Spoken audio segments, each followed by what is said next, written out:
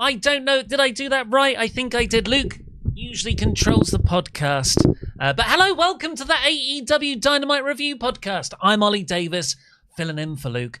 I'm joined by Sat Iniangi over here. Hello. Hello. Nice to do a show with you as always. Yeah, you know what? It's like a lethal lottery, WCW style. You know, you just put the random name, jumble up together, and you get Oli and Sat. You get Solly. Solly. Yes. Solly's upstairs. Solly Bo Brown. No, Sat and Oli. Solly. Sullivan. Well, today on the show we're opening with I think probably my favourite story in the Hurt business, in the Dynamite. Yes, within the Dynamite canon, yes, the Hurt Syndicate and MJF. That's what he's trying to say. I was really concerned. You can attest to this. What? I was worried about the technical aspects of doing the stream. Your mind's all over the place. So he's being the producer and he's being the host and he's also thinking about the back end of things. So yes. And usually Luke does all this. I mean, it says we're live. Yeah. We have to ask chat. Chat, can you see us? Please confirm so Oli can relax. But it says no views. Chat, let us know if you can see us. So good to see Ollie back on the Dynamite podcast. Well, people seem to be reacting as though it's okay. Yes.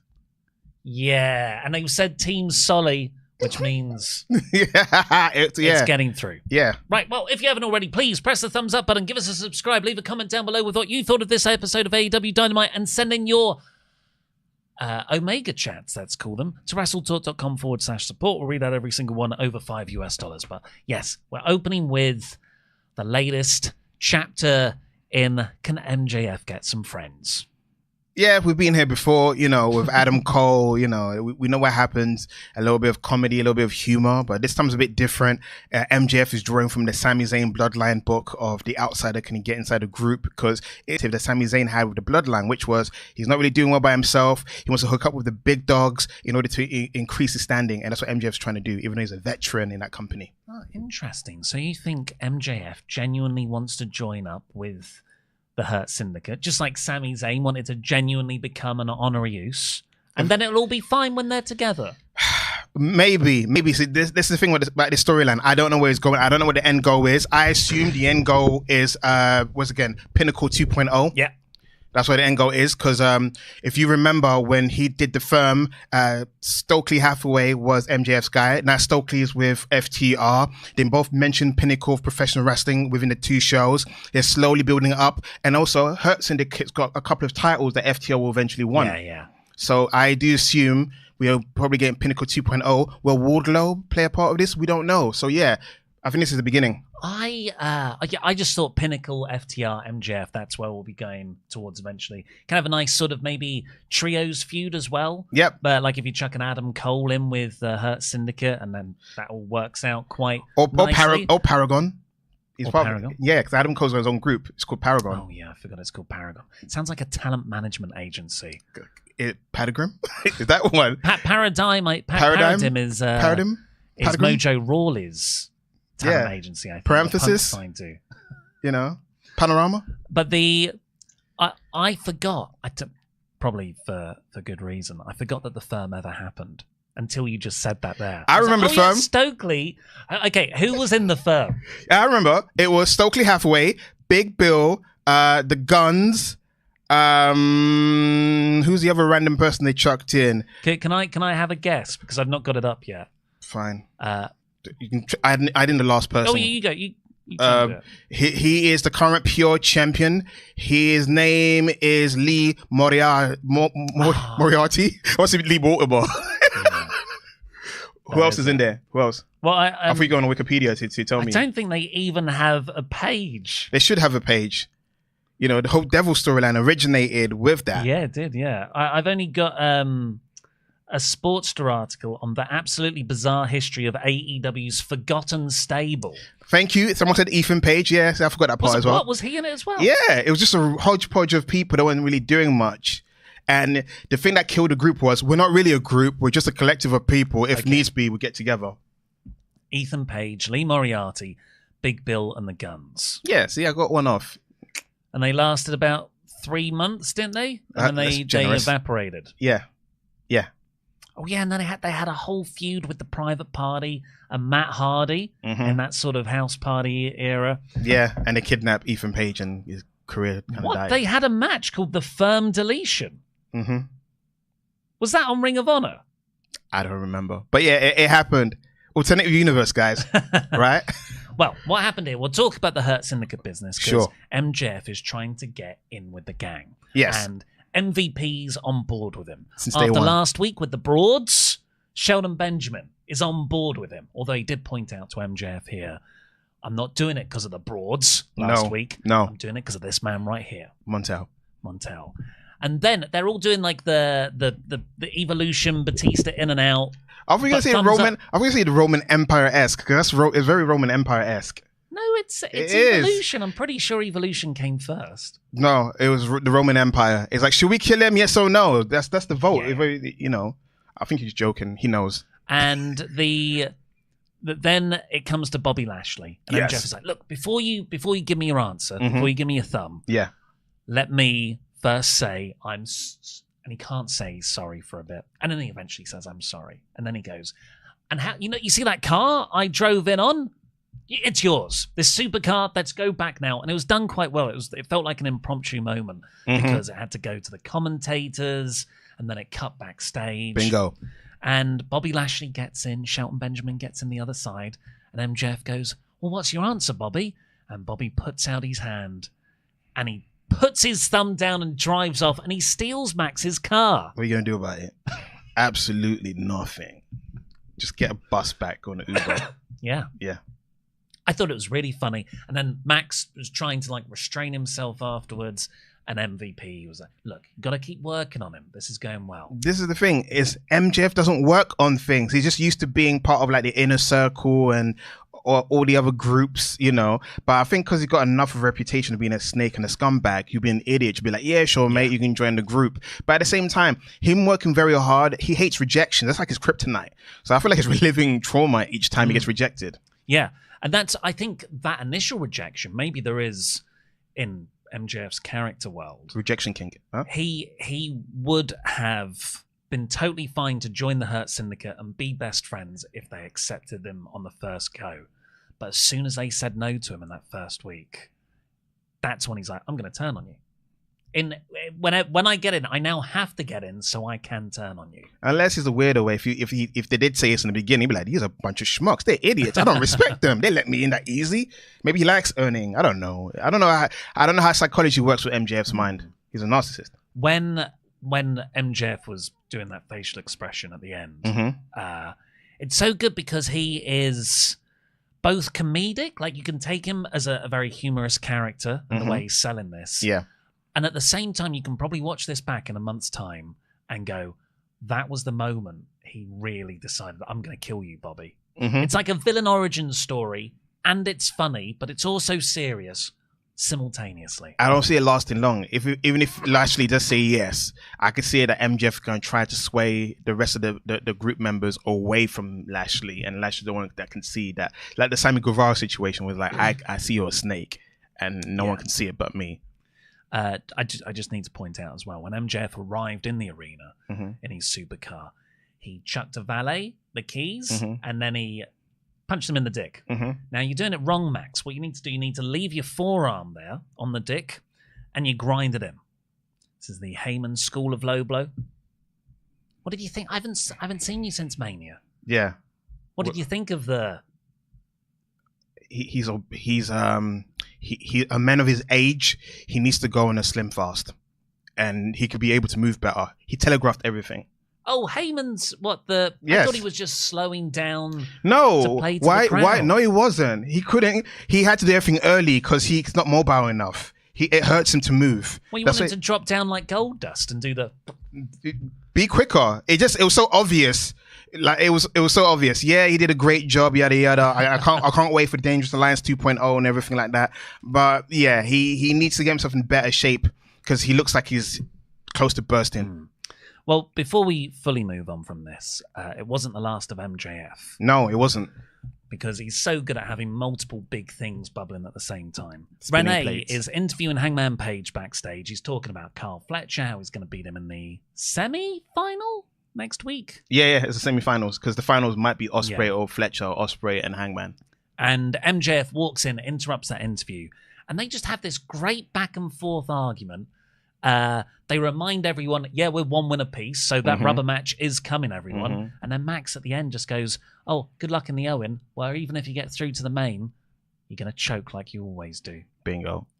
Chipping away at Paige's insecurities. Yes. It's fantastic stuff. And Paige goes, I got something you can choke on. Hello. Yeah.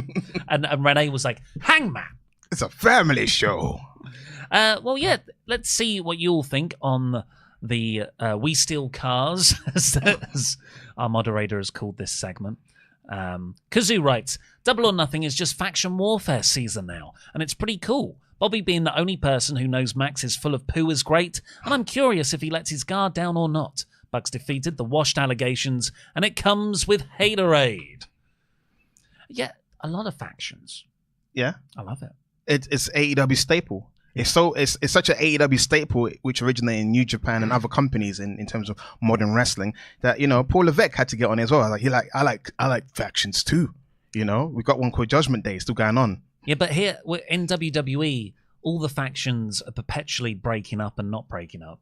Yeah. At least I feel like in AEW right now, they're stocking up. Everyone is their own units. Mm-hmm. And maybe someone's trying to infiltrate the unit, like MJF and the Hurt Syndicate. But really, like the Hurt Syndicate are a thing. The Don Callis family are an increasingly larger thing. They're the best thing going. You've got the Death Riders who have clicked recently. Yes. I like Death Riders too. Yes.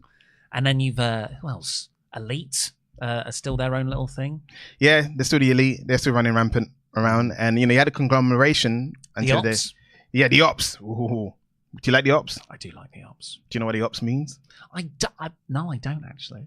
Someone that opposes you. That's what it means. Yeah. It's an opponent. Yeah. It's sometimes it is like they are against me. They are my ops. They're stopping me from achieving my dreams. They're the ones stopping me from having any happiness in my life. You guys are the ops. They're the haters. Yeah. I thought it was I don't know, I just thought it was a military term. It is a military term. Like the operation. But if you go on the Urban Dictionary, there's a whole lot of explanation what the ops is. Jared Hazelwood writes, I had a random thought while watching last night. Do you think some of the pitches Ricky Stark supposedly rejected have been repackaged for Fletcher? I could easily see Rocky in the Proto-Star gimmick. No. Fletcher's into anime and stuff. Come on. That's what. Because different character. Yeah, now Fletcher's dressing much more... sexily. You would say sexy. I would say much more, what's the word, flamboyant in his outfits. But no, it's different character, different energy. Cameron P1, what a phenomenal show. I'm so happy to have stuck with AEW through the less than great times. And now we're here with consistently great shows where hopefully it crescendos with Ospreay winning the Owen and the belt. All in Texas. Jam that jam. Love you. Oh, so you'll go for that rather than Samoa Joe winning in 3 weeks' time? I assume that it's going to be Wrestle Dream and Darby Allin wins the title. I don't like that. If you have Ospreay win, then he can come in and defend the title against hopefully Whoever. Zack Sabre Jr. winning back the belt from Goto at Forbidden Door. Yeah, it sounds nice, but knowing They're both from around here. Knowing how Tony Khan operates, you go climb that mountain. I'll be waiting for you to win the belt. It sounds like a gentleman's agreement. That's why we're suffering for all of this. Rafael Garcia, I did find it hilarious that after last week, when they surpassed WCW in episodes, they brought on Master P because New Orleans, but I did like this week. Do you think we now get Tony CEO or Toni Storm or Mercedes Moné, or Tony versus Jamie Hayter? I know the story says Tony Jamie, but the money says Toni Storm versus Moné.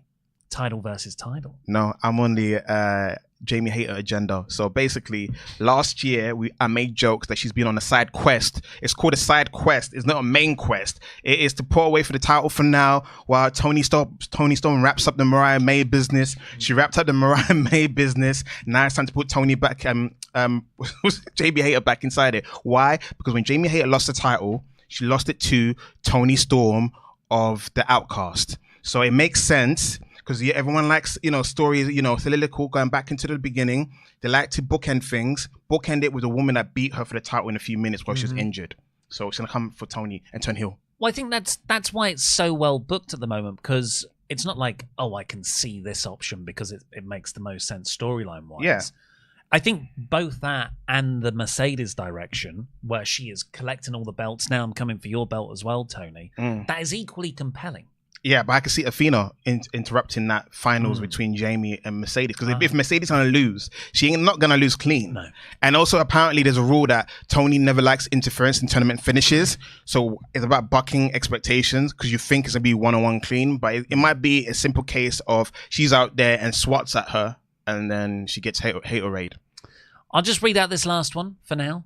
Eduardo Luna 2 writes, someone tell Oli his hair looks good. And that he shouldn't be self-conscious about it. It looks great. Maybe try the haircut that Brad Pitt has in Fury. Love y'all and Viva AEW. That's very nice, isn't it? Wait, how much you pay this guy to compliment your hair? Thanks, Mum. Cheers. What do you think? Yeah, it's fine. I have not changed I know I had some work done, but it was the same haircut since I was about 20. So for about 15 years. Just grow your hair out. Well, that's what I'm doing. You are? Yeah. Well, I've grown my hair out. It was yesterday morning. It was at the sides. Really? It was a bit Doc Brown. Yeah. And then I went and got it cut last night. And I was like, I'm trying to grow it out, but I don't know what that looks like. And my barber was just like, I got you. Okay. And he was like, you got to do this. And it looked really good last night. When he styled it. It looks fine. I noticed it. At the front's a bit, it's wavy. I don't know. I'm a bit conscious.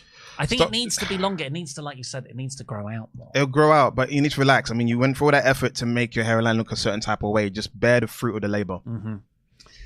You can do it. You've got it in you. It looks nice. You and Nicolas, your hair twin. Yeah, we both. You've seen John Cena has done it as well. Why did they bully him? Now the Friar Tuck is gone.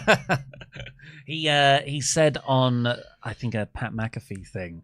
The fans bullied him. And then everyone's celebrating bullying. Be a star, guys. He's a heel. He got it. He got it because of Hollywood. I watched it. Sorry, just to keep deviating because we don't get to chat on podcasts often. I know, but he told me, this man told me, an hour, in and out. Done by an hour. No, I don't mind it because I'm Mr. Sidebar, Mr. Around the Houses. But yeah, go ahead. I watched a trailer this morning for Heads of State. You heard about this? No. It's an Amazon Prime action movie. So who's in it? John Cena. Who else? Idris Elba. Who else? The woman who seems to be in a lot of action films is the badass lady. What race is she? I'm not comfortable guessing. Well, you don't know if she's black or not. But let me tell you. Let me tell you who John Cena and Idris Elba are. Is she Asian? I don't think so. No. Is she black? No. Is she white? Is she Latin? Latin. She's Latin and she's in an action film. Or is this like a gay? And Anna de Armas. If it's not Anna de Armas. No, it's not Anna. I would have. No? So. All right. Heads of State. I'll Heads figure of State. It. Yeah. John Cena is the President of the United States. Okay. Idris Elba is the Prime Minister of the UK. Okay. They've got a bit of a rivalry. They're on Air Force One. The plane gets hijacked. They jump out the plane and they've got to take down the terrorist threat. I'm sold. I'm going to watch it. Yeah. From the director of Nobody. That's fine. So a lot of nice little action scenes. I like it because I even watched the film that John Cena did with Jackie Chan. I watched those films. What's that one? I forgot the name of it, but yeah, Jackie Chan and John Cena got filmed together. Was that years ago when he was trying to crack China? Nah, I already cracked China. Right, keep sending in your... He can speak Mandarin. Yeah. Keep sending in your Omega chats to WrestleTalk.com/support. WrestleTalk. Support us. And we'll read out every single one over $5. The show opened with Master P, who I'm not that familiar with. What do you mean? You didn't watch WCW in 1999? Not to the extent where I would recognize Master P. Okay, I got a funny story. So Master P, rapper, he had a group called No Limit Soldiers. I knew them as a wrestling group because I was watching WCW on Channel 5 in 1999. So Conan was part of the group. Rey Mysterio was part of the group. Road Dogg's brother, Brad Armstrong, was part of the group. He was BA. So they had other members in it. Master P, he had his cousin in the group, Nepo Baby. And then, and they were feuding. Nepo King. They were feuding with the West Texas Rednecks, which was Kurt Hennig, Barry Windham, Kendall Windham, and Bobby Duncombe Jr. I Hate Crap, Rap is Crap, originated from that feud. No way. Yep. Very fun. Hooty-hoo! You only appear like once or twice. And then it's like, we had to make do with the mess. It was like, here's this hip-hop group that we are sided with the main guy who won't come back to our TV. Yeah. And then that splintered off into Filthy Animals with Conan and Eddie Guerrero and Billy Kidman and Rey Mysterio. As an offshoot of that because Conan and Ray were hanging out together. And yeah. So yeah, I know my WCW stuff. How many did he say? Did he do that a lot back then? Yeah, even more so. That was in the pop culture. Because he's also an actor as well. His son is Little Romeo. Or Romeo. Oh, I know Little Romeo. Yeah, that's his dad, Master P. And also Silk the Shocker, the guy that did the MVP song 1, 2, Hear the Clock's Ticking. That's his brother. Damn. Well, he resides in New Orleans, so that's why he was there. And he was there to bring out the Ops, which apparently means opponents. And they celebrated their trio's title win last week, which was such a good episode. And Samoa Joe's sort of baby facing it up with the local hometown pops. Death Riders come out. It's Marina Shafir, and she's just like, they jump them. All the usual stuff. Then Joe chokes Moxley from behind. Yeah. And Master P gets in these shanking blows. Taps. Yeah. What do you think? My cat does to me without her claws. Really? Mine has claws. So I'm like, don't touch me. Well, my cat has claws too, but she keeps them in for play. Really? Mine doesn't know. Mine lets her not out for play. I'm like, you bastard. And then the Elite ran down to sort of make the heels more powerful. Then Swerve Strickland and Kenny Omega come down from the entrance ramp and the crowd, and the Elite scatter. So yeah, loads of factions, loads of interconnected big-time main event storylines. Anarchy and in the Arena. Surely... Oh, you think Anarchy in the Arena? I mean, why not? At Double or Nothing? I mean, the fact they're doing Samoa Joe and Moxley at Spring Break is telegraphing what's going to happen. When does the Owen final take place? Double or Nothing. Oh, right. So it's not like we can have that before the pay. No, everything's happening on Double or Nothing. It's Double or Nothing. That means the name of the show. Double it or Nothing. I thought Blood and Guts build, which usually comes June, July time. Right after Anarchy in the Arena. They like to do... Basically, Anarchy Arena seems to be heels get one, and then the baby faces get the payoff with Blood and Guts. Joe grabbed the mic at the end and said, I'm going to beat you, Moxley. Yeah, in an aggressive manner as he usually does. Yeah, he did it better. Christian then is backstage with his family, and he talks about how Nick Wayne is only the ROH TV champion because Christian saw him as his protege. But then, and he also said that he celebrated extensively with Nick's mother when he won the belt. Yes. And then Nick fired back. He said, well, this is what happens when you stick to the plan. You actually win championships. Yeah. Dissension. I don't get how we were meant to cheer for Christian when he's still a massive douchebag. But you can. Because he loves his family. He walked off at the end. He said, I love my family. And he walked off. It was actually like, well, I feel more behind you than I do this punk kid, Nick Wayne. He's got a punchable face. He looks like Earth 2 Will Ospreay. If Will Ospreay was American, he would look like Nick Wayne, right? It's weird. When I first saw him, I was like, I know who your hero is, but you also kind of look like him. It's so bizarre. Ricochet then took on Mark Briscoe. This was a really good match. Oh, I don't want to turn this into tribalism. Yes, you are. I've watched so much WWE over the last 4 days. This was a palate cleanser. Oh my God. I love the Raw After Mania. The last 2 hours of the Raw After Mania. There was no wrestling on it, really. Yes. And most of Mania was subpar TV matches. I was annoyed that I stayed awake to watch it. Yeah. Yeah. There was some all-time great matches. The 2 triple threats. Well, actually, all the triple threats on the weekend, brilliant. Yeah, consolidated. Just make it into a playlist is great. But most of the other stuff was... I could have watched it on TV. Yeah. And then I watched this episode of Dynamite. Bingo. Just every match. Like, this one was great. The freaking Bucks match was phenomenal. Right. Like, stands shoulder to shoulder for me for most of the Mania matches. And I'm just like, oh, yeah. Guys, you hear that? Wrestling. You hear that? This is a guy that's been apart from his missus for 10 years, and they go for coffee, and one thing links to another, and then slowly getting back together. That's Oli's love for AEW. That's my euphemism, by the way. Yeah. But this match, just really, really good stuff. Ricochet, Mark Briscoe, back and forth. Ricochet works him over a bit after he used the ref to get on top before the break. Ricochet dodges a froggy bow. He hits a 450, but Mark kicks out. And then Ricochet kicks out of a Mark Briscoe lariat. He tries to use his feet on the ropes to get the pin. But quite shockingly, it's Mark who reverses that to get his win. I was shocked as well. I assumed, I was like, oh, this is like a layup for a Ricochet victory. But Mark Briscoe winning is a positive because he's become an eater of pins. Yeah. So it's nice to dispel that rumor sometimes. Yeah. I enjoyed it. And then Ricochet gets his heat back a bit afterwards with the chair, starts attacking Briscoe.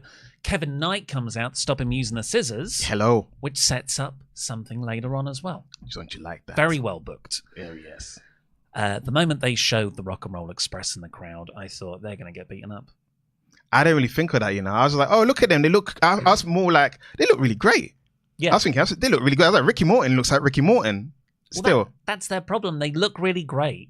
So they just keep taking moves whenever they're around a wrestling ring. Why not? Like, Ricky Morton's very good on social media. He likes to give props to younger wrestlers. I'm like, you're unlike other legends. It's because you don't have a podcast and you're not grifting. Yeah. He's very much like, I like this wrestler there. I forgot, he even names a few WWE wrestlers that he was high on. And I was like, Ricky, are you tweeting your own? So when I see older people tweet, I'm like, who's writing it for you? I feel the same with my mum. When my mum sends me like messages and put X at the end or whatever, I'm like, who told you to use emojis, mother? Yeah. But yeah, as you're saying, they're going to get attacked later. I think it should be a recurring bit. I think every couple of weeks, the Rock and Roll Express should be shown in the crowd. Why not? And then as soon as you see them in the crowd, they're all happy. Everyone's like, oh no. And then it just builds to who's going to beat up the Rock and Roll Express throughout the episode. It never used to be like that. When FTR babyface, like, who is FTR and Rock and Roll Express going to beat up in terms of heels they're facing? But now it's like they're on the other side now. Yeah. That's who came out next. It was FTR. Tony Schiavone is doing a great job in all of this, like trying to be professional, but getting over his disgust at their actions at the same time. But Stokley Hathaway walks out. Yes!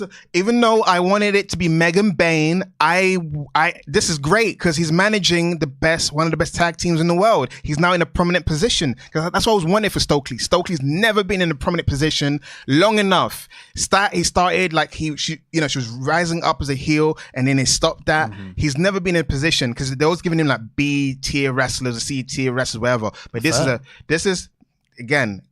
MJF's like, see you later, guys. I got William Regal. Yeah. So kind of ruined the whole thing. Yeah. But this is, dressed like Brian Zane. I would never have put Stokley with FTR in a million years. But when they came out, after I adjusted to it a bit, I was like, he's their Jim Cornette. Yeah. This is the Midnight Express. He's really well suited for that. Yeah. And even his demeanor changed, shaved up his facial hair is more like a goatee. But like you said, they couldn't get a hold of Tully Blanchard, or Tully Blanchard's phone has been disconnected. So they're like, who can we get? And they're like, Stokley. He's been stuck there for ages in catering. Let's get him out there. But if FTR did have someone like a Tully, or if Arn would come back, like, they could do the heelish things. People are going to cheer them out respect. Having Stokley, that is a heel move to get you booed. He reminds me rile people when he was doing his promo on the behalf of FTR. It reminded me of Clarence Mason of the WWF fame. Clarence Mason managed British Bulldog and Owen Hart. He kind of took them away from Jim Cornette, from Camp Cornette, and he was their lawyer. They based the character after O.J. Simpson's lawyer, which was the Kardashian father, wasn't it? One of. Because it was Johnny Cochran or Jimmy Cochran, someone in the chat knows. They know what I'm talking about. They seen either the documentaries or like the biopic series with Cuba Gooding Jr. in it. But yeah, so Stokley Hathaway reminded me of Clarence Mason, who's also in Nation of Domination, the original version. Because I can see he doesn't know who Clarence Mason is, or no recollection. No. He's a short black guy with glasses. So Stokley, with the sort of lawyery bent there, said, like right at the start, I'm now their agent, and I'm going to get it expunged from their record that they were suspended and fined for accidentally shoving Tony Schiavone. Accidentally. Because freaking Darby Allin sets people on fire. Lovely. Hangman Page sets people's houses on fire. Bingo. Moxley's litanies of offenses. Yeah. And I was like, that is so true. It's a good point. That is some bias against a tag team that did gentle love taps. Cash Wheeler looks right down the lens and addresses Daniel Garcia from last week. Yeah. And then Dax invites the Rock and Roll Express in the ring. Oh yeah. And this was really well performed. He started to ask them questions, and as they were about to answer, he'd disrespect them and say something else. Like, oh, like, what was your favorite match? Oh, it's probably the Midnight Express, who are much better than you guys. Stuff like that. Yeah. It makes you realize, man, we've been wasting FTR as this goody rah babyface. Support AEW. Yeah. I love this. I love my kid. I love wrestling. I love passion. I love alcohol. I love tequila. I love 80s wrestling. But yeah, I love this version of FTR. Just being a bunch of bellends. Do you know what really reminded me how great they are as heels? It's in the Edge match, and it's the instant resuscitation on the stretcher. Yeah, and also the neck college popped out as well at the same time. Someone said it was very Kenny Powers. I was like, it is very much Danny McBride. It's like Danny McBride took over because can I book this segment? Even like, pew, pew, pew, pew, pew. I'm alive. Yes. So this is really, really good. They gave him a spike pile drive. I can't remember which one of the Rock and Roll Express. The popular one, Morton. And then Adam Cole and Friends, Paragon. Talent agency, ran down to chase them off. It's such a lame name. Like Paragon means something. It means like it's something weighty, something nice. But I'm a Paragon. That's a nice toothpaste name. But better than Undisputed Kingdom. I like Undisputed Kingdom. I liked it because the group's called Kingdom. They used to be Undisputed Era. Put their name together. It's UK. It's too many syllables. Kingdom, miss it. After that, we had the Young Bucks' first match, in AEW at least, since October. Yes. Oh my God. Speedball Mike Bailey as well, who I've not gotten a chance to talk about on this podcast. Yeah. But I've been watching Speedball since, I know, 2018 when he would do the UK scene. Luke mentioned it. Oh, and he's like been one of our favorite guys to watch live forever. And now he's gone from TNA into AEW. And it's just like watching Speedball coming out and Kevin Knight, who I'm not as familiar with, just seeing them together as an act. They look like superhero, like video game characters. I call them Jetball. Yeah.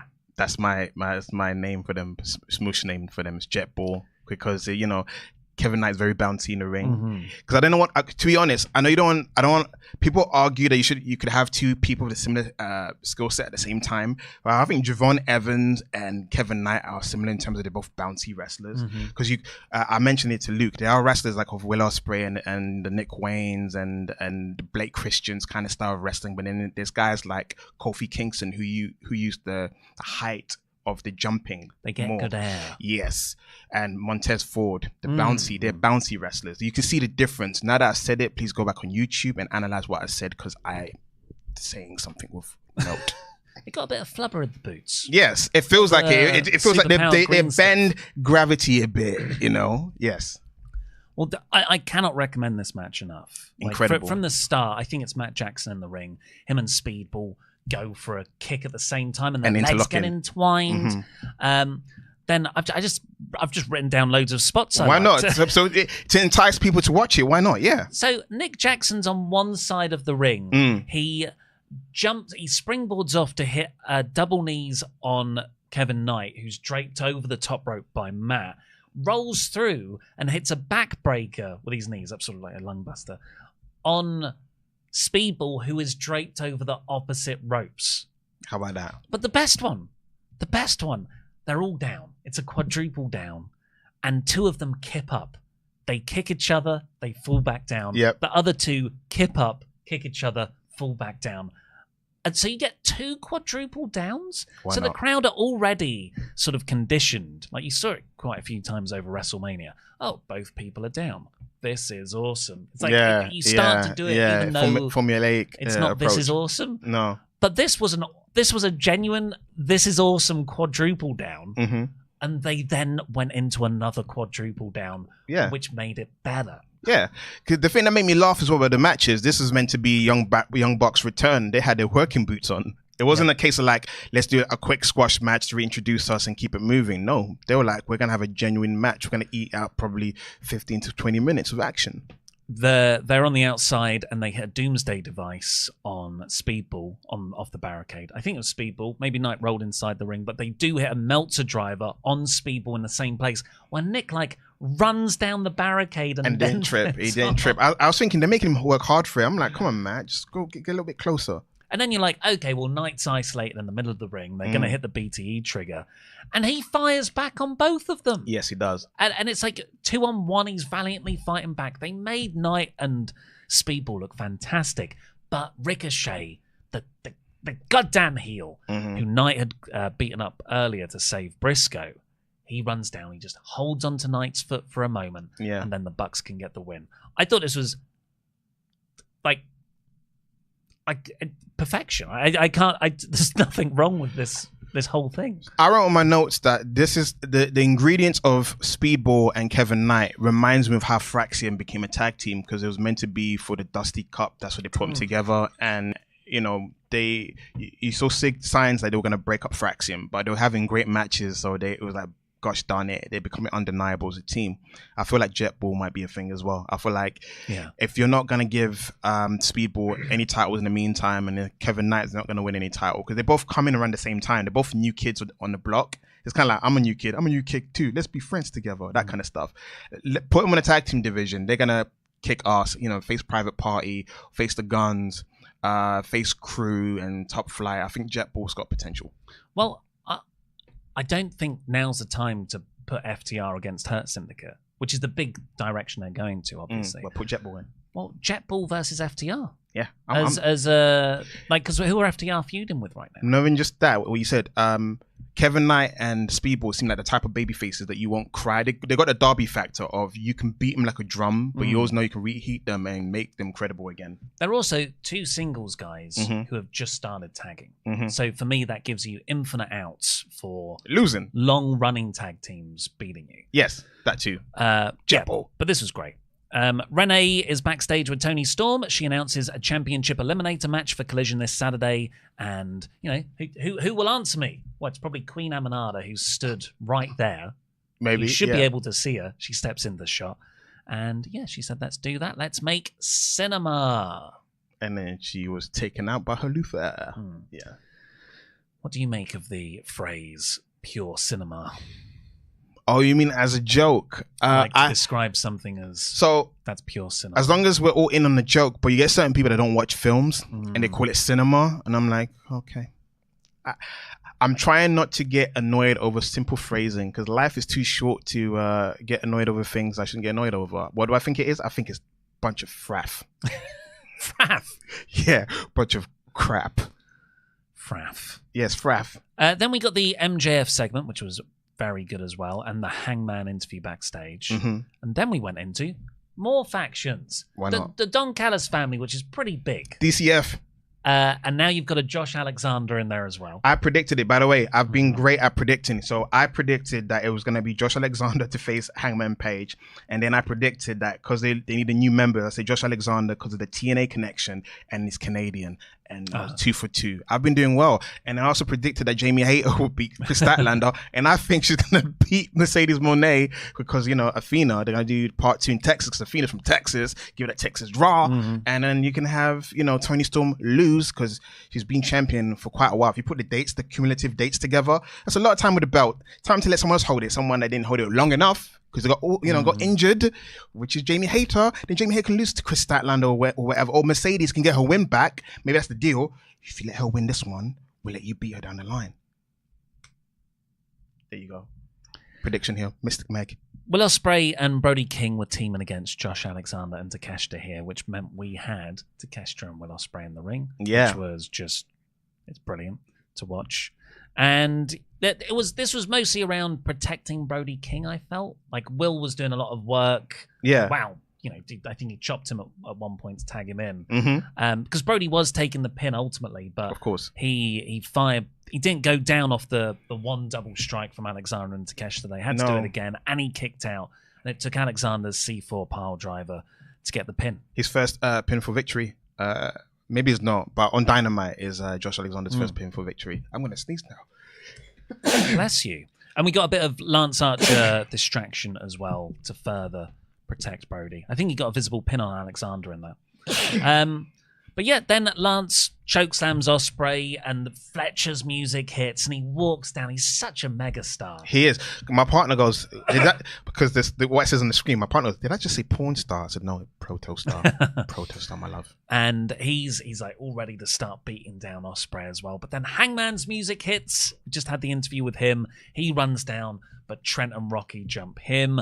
The Callis family stand tall, with about 30 people in the faction. Did you watch Collision to get the Trent, Brett, and Rocky Romero? So no, I was quite surprised. So it was random, yeah? You're like, what are they doing? So I'm going to do a big recap for you.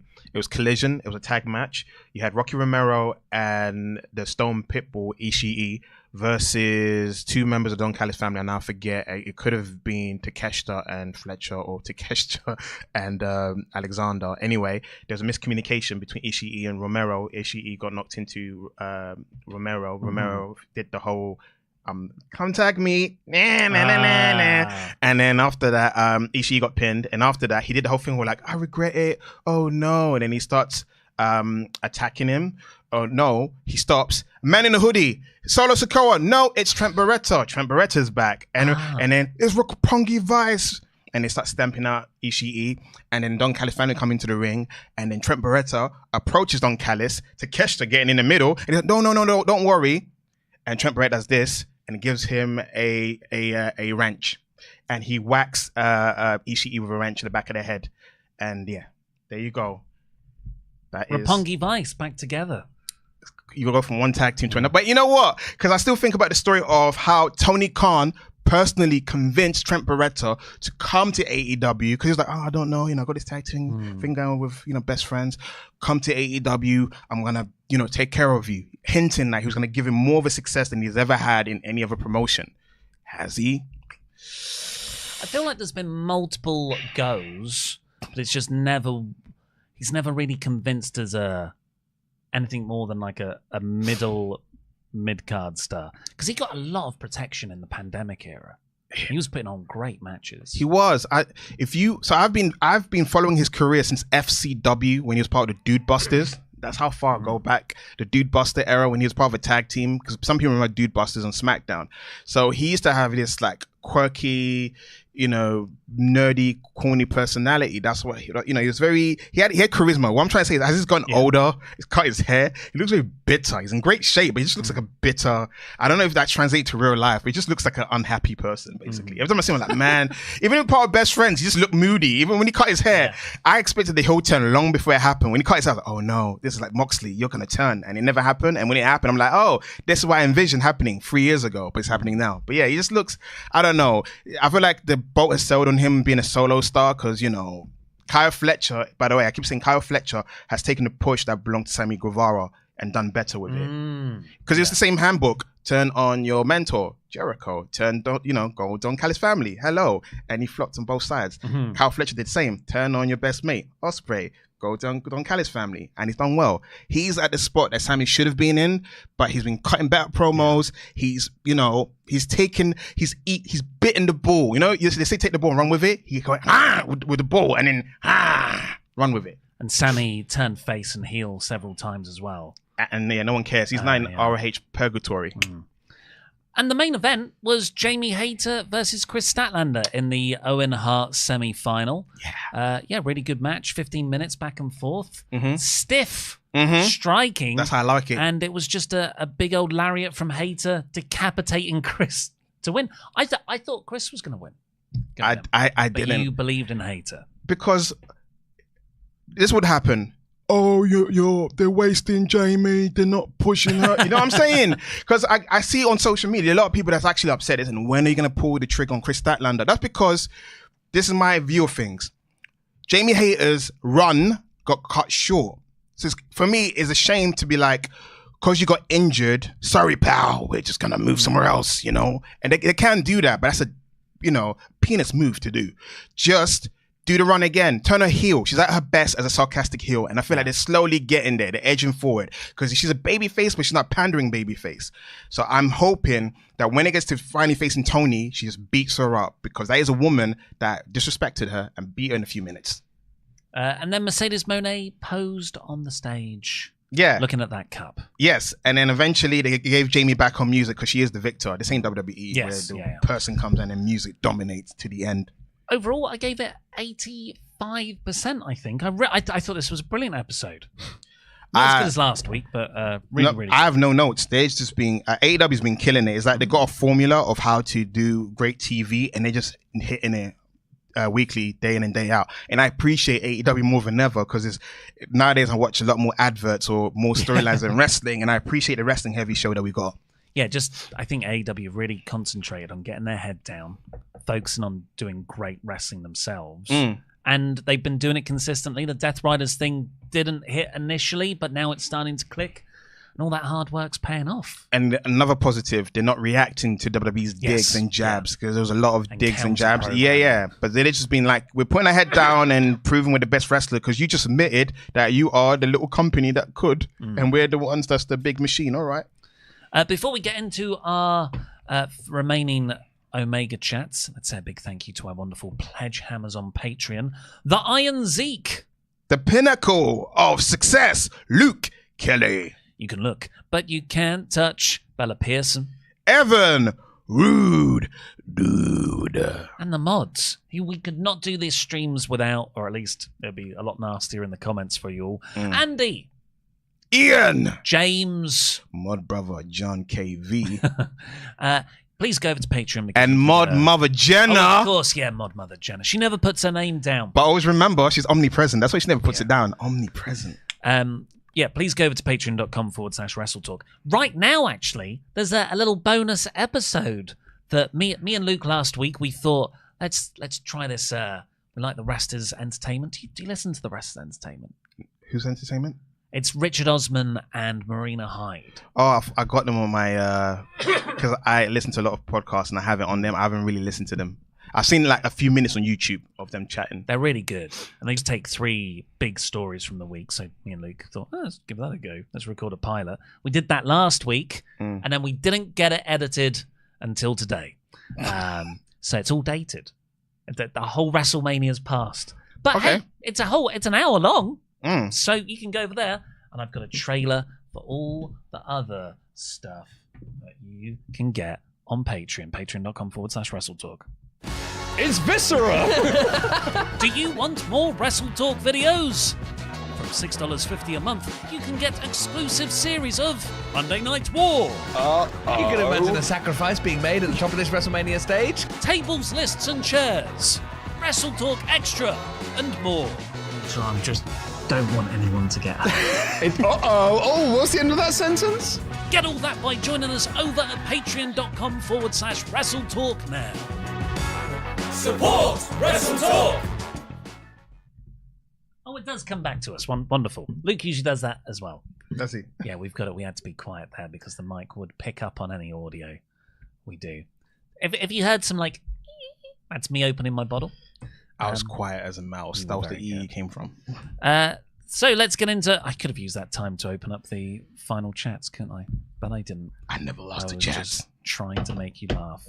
Mr. Kraz writes, people talk about bring back the feeling. For me, a big part of that was variety, unpredictable winners, and seeing something I've never seen before in the ring every week. That double down kick timing and double shoulder carry. So glad the Bucks are back. I've always wished AEW did more with Archer. He always felt out of place to me. Hounds of Hell? I could see it. A Violent Face Mox faction? I could see it. Callis family? The Righteous? Not so sold. Would love to see him do more with Brody in any capacity. Yeah, Lance Archer, feel like time passed him by. I mean, he's a guy as Lance Hoyt who's been around since the mid to late noughties in TNA. Look at him, he knows because he's been watching the old school episodes. He knows about Texas, Lance Hoyt, and Lance Rock. But yeah, do you feel like he fits in the Callis family? Him and Brian Cage? He gets more screen time, so I am not complaining because he's a guy in his mid to late 40s. He's like the same age as John Cena. John Cena just turned 48, so I assume he's in his late 40s.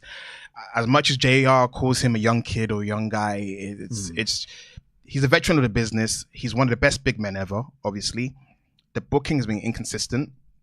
Only now, within his how many years running the company, is finally being used of prominence. But he's now in that stage where he's giving back to the business. So if you're a fan of his, just enjoy it. You get to see him. Kevin writes, I don't know if you guys spotted Joe's slight look to swerve when he said, I'm taking back my championship. It's nice to see people remembering their history and not having tag team amnesia. This one's for you, Sat. Oh, you girl! That is a term that I coined, and I love that people are using it. It's tag team amnesia sometimes. Have a nice end of your week, folks. Yeah, it's nice to see him remember it now because he did lose it about a year ago and didn't really talk about it much since. Yeah, he lost it to Swerve, and he was like, yeah, mate, I'm just going to go and do my thing. Mr. Kraz writes, Ollie, just for your opinion, I always thought $1 a month, that's all we ask, was really fair. I'm not subscription-minded, though, so around November, I started super chatting. I'm $55 in, so I'm about halfway there. Been watching since WrestleTalk was brought to you by WrestleZone. Wow! I forgot we had that partnership at one point. There you go. I think, it was to get the WrestleTalk news on WrestleZone.com to help get us more viewers back then, and we would have brought to you by WrestleZone at the front. But thank you, Mr. Kraz, for trying to repay your massive debt to us. I think there's another chat here. There we go. Is it Charles? Yeah. Charles Berg, Memberg, thank you very much. Writes, Ollie, don't feel so self-conscious about your hair. It's never looked good.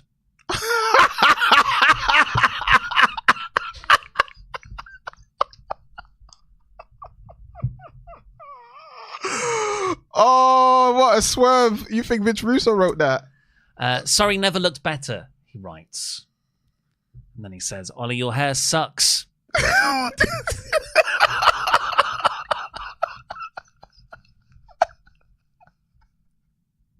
My attention because it's gorgeous.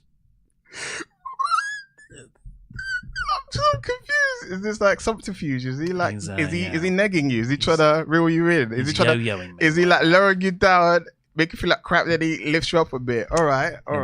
Someone been reading The Game, that book, The Art of Picking Up. Well, thank you very much for joining us here today. Yeah. Oh, no, there's a poll. I knew there was something. It's freaking right there. Look. Yeah, it's in yellow. Jenna puts this massive reminder. Yeah. And for some reason, that is blank space to me. Yeah. It's 40-foot font. It's bright yellow, red with all of those exclamation marks. Colorblind. Paul. I think I'm just used to it. It's like a nice decoration. Paul. Yeah. And I don't see it. All right, so let's end the poll. Let's see what everyone thought of this episode.